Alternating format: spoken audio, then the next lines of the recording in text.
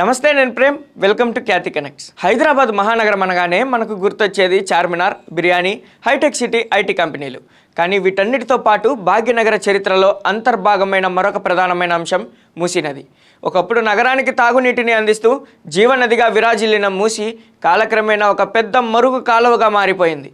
దశాబ్దాలుగా ఎందరో పాలకులు మారారు, ఎన్నో ప్రణాళికలు వేశారు, కానీ మూసీ రూపురేఖలు మాత్రం మారలేదు. అయితే తాజాగా హైదరాబాద్ సుందరీకరణలో అత్యంత కీలకమైన ఈ మూసీ నది ప్రక్షాళన కార్యక్రమానికి సంబంధించి రాష్ట్ర ప్రభుత్వం ఒక సంచలన మరియు చారిత్రాత్మక నిర్ణయం తీసుకుంది.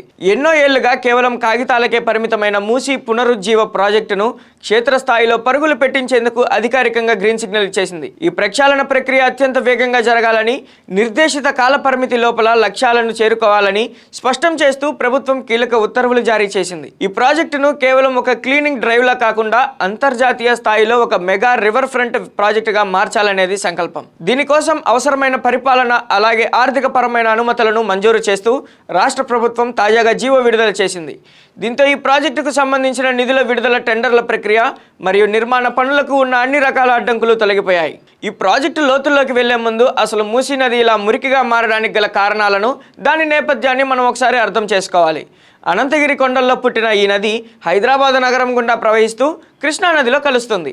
ఒకప్పుడు నిజాం రాజుల కాలంలో నగరానికి వరదలు రాకుండా కాపాడటంతో పాటు తాగునీటి అవసరాలను తీర్చడానికి ఉస్మాన్ సాగర్, హిమాయత్ సాగర్ వంటి జలాశయాలను ఈ నదిపైనే నిర్మించారు. కానీ గత 4 లేదా 5 దశాబ్దాలుగా హైదరాబాద్ నగరం ఊహించని వేగంతో విస్తరించింది. జనాభా పెరిగింది, దాంతోపాటు పరిశ్రమలు కూడా భారీగా వెలిశాయి. ఈ క్రమంలో నగరంలోని డొమెస్టిక్ సీవరేజ్ అంటే ఇండ్ల నుండి వచ్చే మురికి నీరు అంతా కూడా ఎలాంటి శుద్ధి లేకుండా నేరుగా మూసీ నదిలోకి వదలడం ప్రారంభమైంది. దీనికి తోడు జీడిమెట్ల, బాలానగర్, కాటేదాన్ వంటి పారిశ్రామిక ప్రాంతాల నుండి వచ్చే అత్యంత ప్రమాదకరమైన రసాయన వ్యర్థాలు, భారీ లోహాలు కలిగిన పారిశ్రామిక జలాలు కూడా మూసీ నదిని చేరాయి. దీని ఫలితంగా ఒకప్పుడు స్వచ్ఛమైన నీటితో ప్రవహించిన నది కాస్త విషపూరితమైన మురుగు కాలువగా మారిపోయింది. నది ప్రవాహక ప్రాంతాల్లోని భూగర్భ జలాలు పూర్తిగా కలుషితమయ్యాయి. మూసీ నీటిని వాడుకొని పండించే పంటల్లో రసాయన అవశేషాలు ఉంటున్నాయని పరిశోధనల్లో తేలింది. అలాగే నది చుట్టుపక్కల నివసించే లక్షలాది మంది ప్రజలు దోమల ఉధృతితో, దుర్వాసనతో మరియు చర్మ, శ్వాసకోశ వ్యాధులతో దశాబ్దాలుగా నరకం చూస్తున్నారు.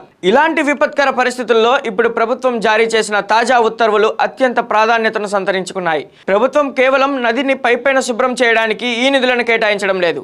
ఈ తాజా జీవో ప్రకారం మూసీ పునరుజ్జీవ ప్రాజెక్టును ఒక సమగ్రమైన రోడ్ మ్యాప్తో ముందుకు తీసుకెళ్లనున్నారు. ఈ ప్రాజెక్టు కింద ప్రధానంగా 3 అంశాలపై ప్రభుత్వం దృష్టి సారించబోతుంది. అందులో మొదటిది మురుగునీటి మళ్లింపు మరియు శుద్ధి. నగరంలో ఎక్కడైతే మురుగునీరు మూసీలోకి ప్రవహిస్తుందో వాటినన్నిటినీ అడ్డుకొని పెద్ద పెద్ద సీవరేజ్ ట్రీట్మెంట్ ప్లాంట్ల ద్వారా 100% శుద్ధి చేసిన తర్వాతే నదిలోకి వదులుతారు.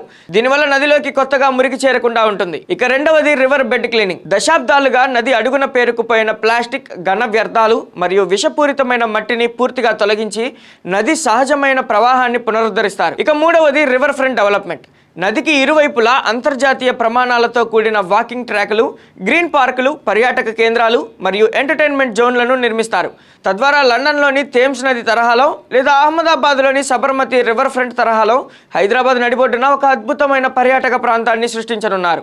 ఈ పనులన్నీ కూడా నిర్దేశిత గడువు లోపల పూర్తి కావాలని, ఎక్కడా నాణ్యత లోపించకూడదని ముఖ్యమంత్రి మరియు ఉన్నతాధికారులు కఠినమైన ఆదేశాలు జారీ చేశారు. పరిపాలన అనుమతులతో పాటు ఆర్థిక అనుమతులు కూడా ఒకేసారి రావడం వల్ల ఫండ్స్ కొరత అనే సమస్య ఈ ప్రాజెక్టుకు రాబోదని నిపుణులు భావిస్తున్నారు. ప్రాజెక్టు వినడానికి ఎంతో అద్భుతంగా ఉన్నప్పటికీ క్షేత్రస్థాయిలో దీని అమలు అంత సులువు కాదు.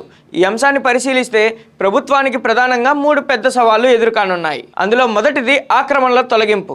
గత 30-40 ఏళ్లలో మూసీ నది బఫర్ జోన్ మరియు FTL పరిధిలో వేలాది అక్రమ నిర్మాణాలు వెలిశాయి. చిన్న చిన్న ఇండ్ల నుండి పెద్ద పెద్ద కమర్షియల్ కాంప్లెక్స్ల వరకు నదిని ఆక్రమించేశాయి. ఇప్పుడు ఈ ప్రాజెక్టు ముందుకు సాగాలంటే ఈ ఆక్రమణలన్నిటినీ తొలగించాల్సి ఉంటుంది. ఇది అత్యంత సున్నితమైన మరియు రాజకీయ రంగు పులుముకునే అవకాశం ఉన్న అంశం. ఇక రెండో సవాల్ పేదల పునరావాసం. నది పరివాహక ప్రాంతాల్లో నివసిస్తున్న వారిలో అత్యధికులు పేద మరియు మధ్యతరగతి కుటుంబాలే. వారి ఇండ్లను తొలగించినప్పుడు వారికి ప్రత్యామ్నాయంగా డబుల్ బెడ్రూమ్ ఇండ్లు లేదా మెరుగైన పునరావాసం కల్పించడం ప్రభుత్వానికి మానవీయ కోణంలో ఒక పెద్ద సవాల్. పునరావాసం సరిగ్గా జరగకపోతే ప్రజా వ్యతిరేకత వచ్చే ప్రమాదం ఉంది. ఇక మూడో సవాల్ నిధుల నిరంతర సరఫరా మరియు నిర్వహణ. ప్రభుత్వం ఇప్పుడు ప్రాథమిక అనుమతులు ఇచ్చినప్పటికీ ఈ స్థాయి మెగా ప్రాజెక్టు పూర్తి కావడానికి వేల కోట్ల రూపాయల నిధులు అవసరమవుతాయి. అంతర్జాతీయ సంస్థల నుండి లేదా బ్యాంకుల నుండి రుణాలు సేకరించాల్సి ఉంటుంది. అలాగే ప్రాజెక్టు పూర్తయిన తర్వాత కూడా దాన్ని నిరంతరం నిర్వహించడం, మళ్ళీ మురుగు చేరకుండా చూడటం ఒక పెద్ద టాస్క్ అనే చెప్పాలి. గతంలో ఉన్న సర్కారులు కూడా మూసీ నది ప్రక్షాళన బోర్డును ఏర్పాటు చేసి కొన్ని పనులు చేసినప్పటికీ ఈ ఆక్రమణలు మరియు నిధుల సమస్యల వల్లే ప్రాజెక్టులు అర్ధాంతరంగా నిలిచిపోయాయి. కాబట్టి ప్రస్తుత ప్రభుత్వం ఈ సవాళ్లను ఎలా అధిగమిస్తుందనే దానిపై ఈ ప్రాజెక్టు విజయవంతం ఆధారపడి ఉంది. బాటం లైన్ ఏంటంటే, ఏది ఏమైనప్పటికీ హైదరాబాద్ నగర భవిష్యత్తుకు, పర్యావరణ పరిరక్షణకు మరియు రాబోయే తరాలకు స్వచ్ఛమైన వాతావరణాన్ని అందించడానికి మూసీ నది ప్రక్షాళన అనేది అత్యంత అవసరం. ప్రభుత్వం కేవలం ప్రకటనలకే పరిమితం కాకుండా ఒకేసారి పరిపాలన మరియు ఆర్థిక పరమైన ఉత్తర్వులు జారీ చేయడం ద్వారా ఈ ప్రాజెక్టును ఎంత ప్రతిష్టాత్మకంగా తీసుకుందో స్పష్టమవుతుంది. సవాళ్లు ఎన్ని ఉన్నప్పటికీ సరైన పొలిటికల్ విల్ మరియు పక్కా ప్లానింగ్తో ముందుకు వెళ్తే భాగ్యనగరంలో మూసీ నది మళ్ళీ పాత వైభవాన్ని సంతరించుకోవడం అసాధ్యమేమీ కాదు. మరి ఎన్నో ఏళ్ల నిరీక్షణ తర్వాత క్షేత్రస్థాయిలో ప్రారంభం కాబోతున్న ఈ మూసీ పునరుజ్జీవ ప్రాజెక్టుపై మరియు ప్రభుత్వం తీసుకున్న ఈ తాజా నిర్ణయంపై మీ అభిప్రాయం ఏంటో కూడా కామెంట్ సెక్షన్లో పంచుకోండి. ఈ ప్రాజెక్టు విజయవంతం అవ్వడానికి ప్రభుత్వం ఇంకా ఎలాంటి చర్యలు తీసుకోవాలని మీరు అనుకుంటున్నారో కూడా కామెంట్ చేయండి. మరిన్ని అప్డేట్స్తో మళ్ళీ కలుద్దాం. కీప్ వాచింగ్ ఖ్యాతి కనెక్ట్స్.